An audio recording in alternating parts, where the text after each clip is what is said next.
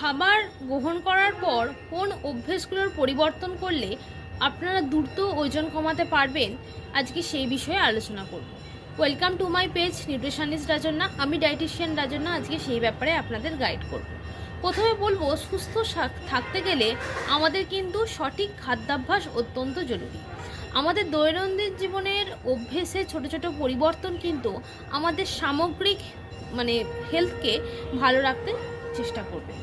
তো প্রথমেই বলবো যে অনেকে জিমে যাচ্ছেন, অনেক ধরনের ক্র্যাশ ডায়েট করছেন, আলু মিষ্টি চিনি সমস্ত কিছুই বাদ দিয়ে দিয়েছেন, কিন্তু তাও তাদের পক্ষে ওজন কমানোটা খুব কঠিন হয়ে দাঁড়াচ্ছে, ওজন কমাতে পারছেন না। তার প্রধান কারণ হচ্ছে অভ্যেস।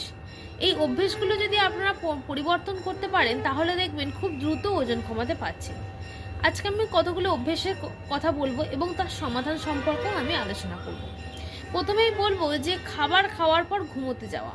অনেকেই আছেন যে লাঞ্চ বা ডিনারের পর সরাসরি বিছানায় চলে যান, যার ফলে কিন্তু ডাইজেশনটা অনেক বেশি ধীরে হয়ে যায় এবং মেটাবলিজম রেটটাও কিন্তু আস্তে আস্তে কমে যেতে থাকে এবং একটা লো লেথার্জি এনার্জি ফিল হতে থাকে।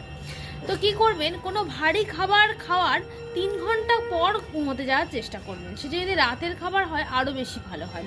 রাত্রি খাবার 3 ঘন্টা পর ঘুমোতে যাবেন বা 3 ঘন্টা ঘুমোতে যাওয়ার আগে আপনার ডিনারটা সেরে ফেলার চেষ্টা করবেন। 2 নম্বর যেটা বলবো সেটা হলো চা বা কফি খাওয়ার অভ্যেস।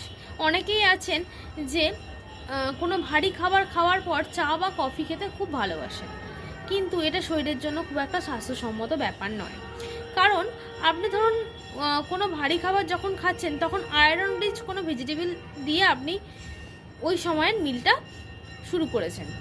তারপর যদি আপনারা চা বা কফি খান তখন কি হবে, ওই ভেজিটেবলের মধ্যে থাকা যে আয়রনটা সেটা তো শরীরে শোষিত হবেই না, তার সাথে চায়ের ট্যানিন এবং কফির ক্যাফিন সেটা দুটোই কিন্তু আপনার শরীরে আয়রন অ্যাবজর্পশনে বাধার সৃষ্টি করবে।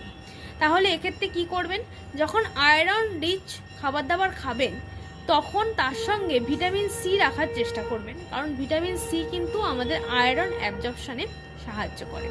ভিটামিন সি এর উৎস হতে পারে কাঁচা লঙ্কা, হতে পারে টমেটো, হতে পারে পাতি লেবু, হতে পারে, এগুলো রাখার চেষ্টা করবেন। 3 নম্বর যেটা বলবো সেটা হলো স্মোকিং এবং অ্যালকোহল ইনটেক। খাবার খাওয়ার পর স্মোকিং বা অ্যালকোহল থেকে একটু বিরত থাকার চেষ্টা করুন, তাহলে কিন্তু দ্রুত ওজন আপনার বাড়তে পারে। 4 নম্বর যেটা বলবো সেটা হলো হাঁটাহাঁটি করার অভ্যেস।